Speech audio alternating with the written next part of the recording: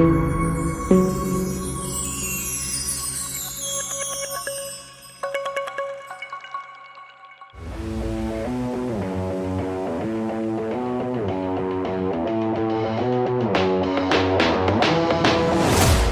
à tous, je m'appelle Robin Antigunov, je suis coach en développement spirituel, énergéticien et créateur de la méthode Robin. Aujourd'hui, je vais faire la première chronique sur le sujet de l'éveil spirituel. Alors, qu'est-ce que l'éveil spirituel? Vaste sujet. En fait, c'est un changement de conscience et une présence, la présence à la conscience ou la conscience de la présence. C'est-à-dire qu'on est relié aux énergies universelles, reliées à sa vraie nature. On est dans le ici et maintenant, dans le présent. On est beaucoup moins dans les pensées. On a guéri un petit peu son passé. On est dans un chemin au développement personnel, spirituel. Enfin, en tout cas, on commence à entreprendre. Et l'éveil, c'est ce changement de conscience, ce début d'une nouvelle vie, parce que véritablement, ça va tout transformer en soi et à l'extérieur, avec nos perceptions et comment nous voyons le monde complètement différemment de la façon dont nous avions l'habitude. Alors en fait, souvent l'éveil, ça arrive malheureusement à la suite soit d'un traumatisme ou de grandes souffrances. On a un excès de souffrance, ou alors ça peut venir avec un choc émotionnel important, ou en vivant vraiment une expérience magique d'extase, peut-être dans un lieu ou avec des personnes qui nous éveillent et qui nous font vibrer quelque chose d'autre. Et puis tout d'un coup, on a ce changement de conscience et on s'ouvre véritablement à quelque chose d'autre. C'est une porte, en fait, une dimension qui s'ouvre à une autre réalité, en fait, qui s'ouvre à la réalité. Parce qu'avant, nous n'y étions pas, nous étions endormis. Donc, en fait, c'est de passer de l'ego à notre véritable nature, notre être divin. En fait, ça dépend des croyances et comment nous appelons ça, mais c'est à peu près la même chose pour tout le monde, cet éveil, sauf que ça se passe bien sûr différemment en fonction de notre nature et de notre expérience, et, en fait, voilà, par rapport à qui nous sommes.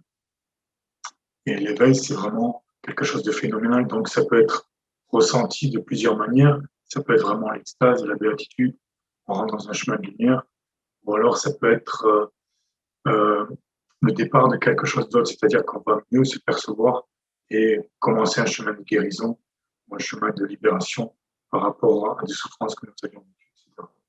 Donc moi, pour ma part, en fait, j'ai connu une enfance très très difficile avec une adolescence dans l'alcoolisme, la drogue et tout ça. Et j'en ai eu complètement marre, je me suis retrouvé dans les bars. Et au bout d'un moment, je me disais, mais qu'est-ce que je fais là? Je voyais cette ambiance d'alcool, de fumée, etc. À l'époque, c'était dans la fin des années 90. Et je me dis, mais qu'est-ce que je fais là, quoi? Et puis tout d'un coup, à force, j'ai voulu découvrir autre chose. Donc je me suis mis à l'écriture, je me suis mis à la méditation, et je suis parti m'immerger dans la nature. Et petit à petit, ça a fait un changement de conscience. Et je me suis ouvert à quelque chose d'autre. Et ça a été le début d'un éveil fulgurant, puissant, qui m'a complètement transformé, qui a transformé ma vie. Et en fait, je me suis éveillé. C'est ça, en fait, l'éveil. Ce n'est pas juste la connaissance. L'éveil, c'est un état de conscience, euh, un état de vibration, d'énergie.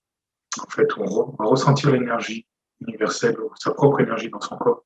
Et pour moi, le fait que je sois connecté tout le temps, en fait, j'entends un ultrason. J'entends l'ultrason, j'entends le son de l'énergie, quoi, en fait, tout le temps. Et je suis connecté, en fait, je suis dans le présent, je ressens ce qui se passe.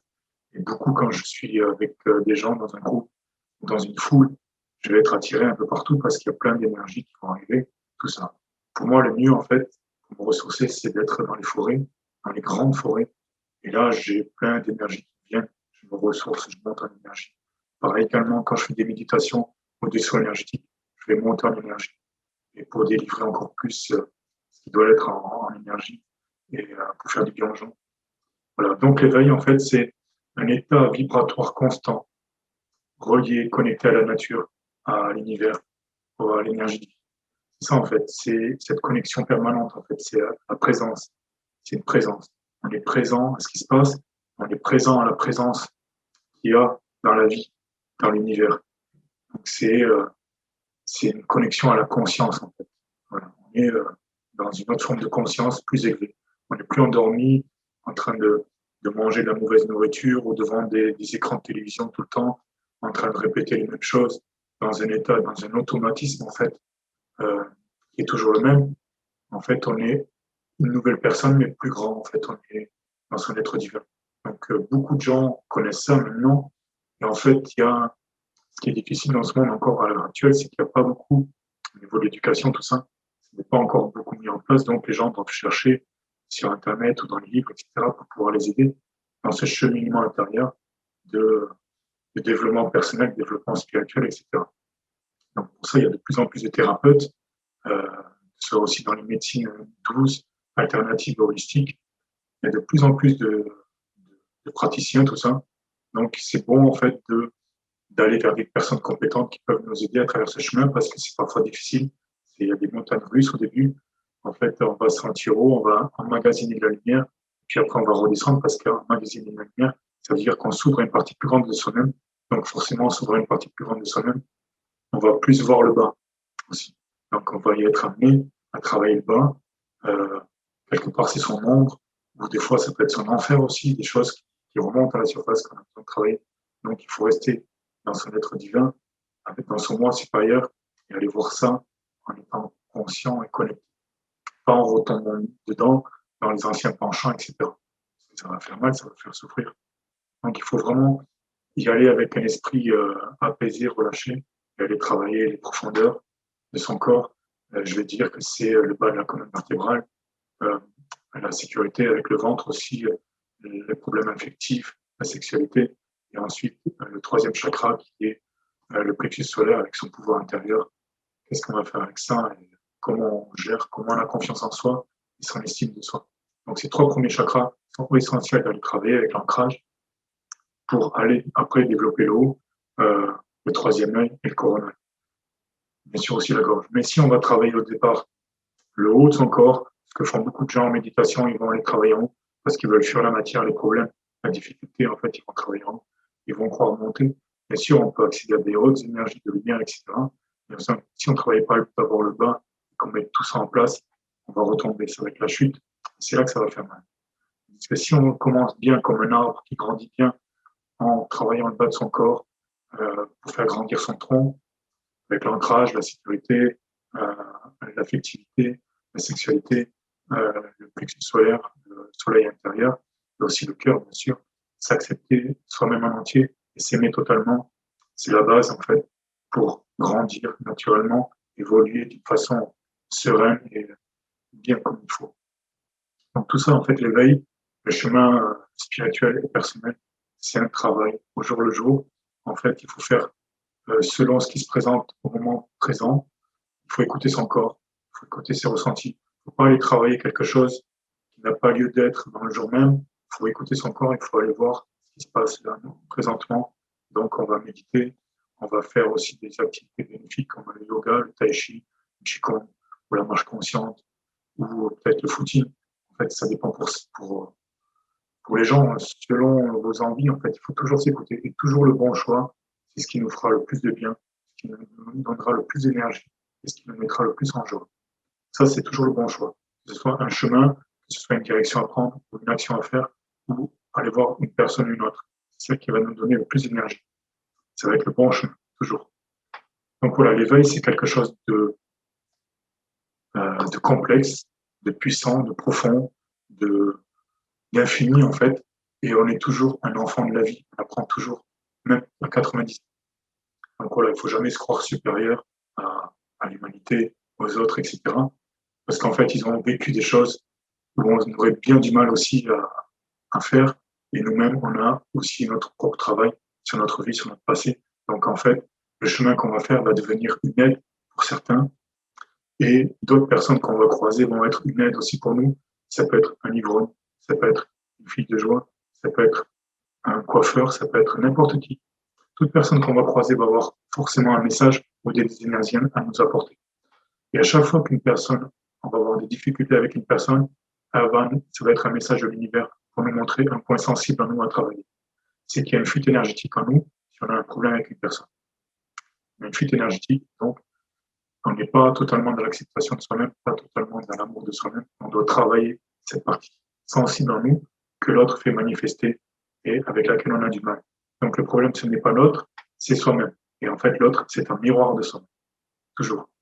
Donc évidemment, c'est plus facile avec les gens avec qui ça se passe bien, mais en fait, quelque part, les personnes avec qui on a du mal, c'est comme un cadeau pour avancer. Donc il faut se mettre dans l'unité. Si on se met dans la dualité, qu'on rejette cette personne, qu'on se met dans le conflit, ça ne réglera rien. Forcément, on retrouvera une même personne qui fera ressurgir la même faiblesse en soi, le même problème.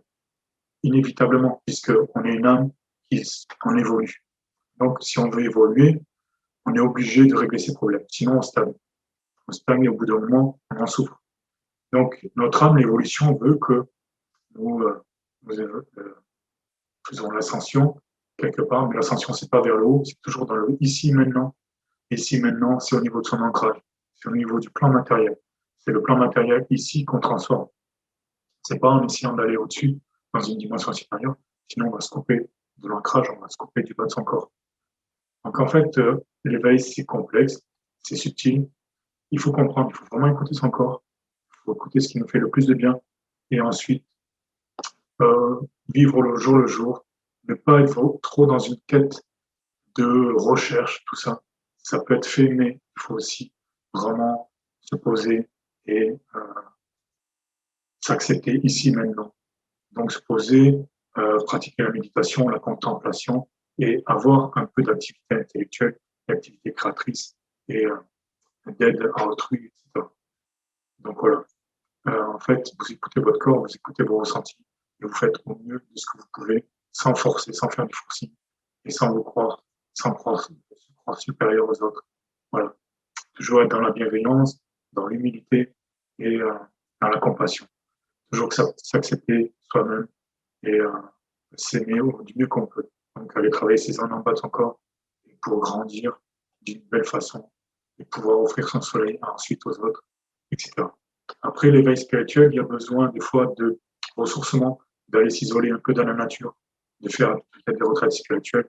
Donc il n'y a aucun problème avec ça. Moi-même, j'en ai fait beaucoup, j'en ai peut-être fait trop, mais en fait, c'est utile pour comprendre certaines choses. Donc, il ne faut pas se couper du reste de l'humanité, il faut faire son travail dans son corps, avec l'isolement qu'on a besoin, aller se ressourcer dans la nature, faire des campements peut-être, et, euh, et accueillir cette humanité en soi. Voir que les gens souffrent aussi, ils ont des problèmes, s'ils se comportent difficilement, c'est parce que leur enfant intérieur a souffert et qu'ils ont du mal, ils n'ont pas les clés ou les outils pour faire tout ça. Et donc, vraiment, il faut voir les autres, en fait, comme des enfants ou comme des gens. Voilà. Pour moi, tous les gens qui ont des problèmes et qui agissent mal, en fait, je vois d'abord l'être souffrant avant de voir l'être mauvais. Parce que si on voit que l'être mauvais, en fait, on voit mal, on se trompe. On a une mauvaise image de Dieu, de l'univers. L'univers ou Dieu, c'est la lumière. Si les gens agissent mal, en fait, c'est parce qu'ils souffrent. Nous-mêmes, on a également souffert. Donc, on comprend, en fait, par où on est passé, par où on est passé et par où passent les autres. C'est leur chemin, on n'a pas à juger. Et en fait, ce qu'il faut aussi se mettre dans l'unité, comme j'ai dit tout à l'heure, et essayer du mieux de s'aider soi-même d'abord, et ensuite d'essayer d'aider les autres comme on peut, du mieux qu'on peut. Voilà. Mais il n'y a aucune obligation, en fait. Il faut d'abord faire son travail en soi, et pour être une lumière ensuite, pour pouvoir aider les autres. Donc, agissez au mieux que vous pouvez, et vivez l'éveil spirituel d'une belle façon, en lumière, en amour et en unité. Voilà. Je vous remercie pour cette première chronique et je vous dis à bientôt.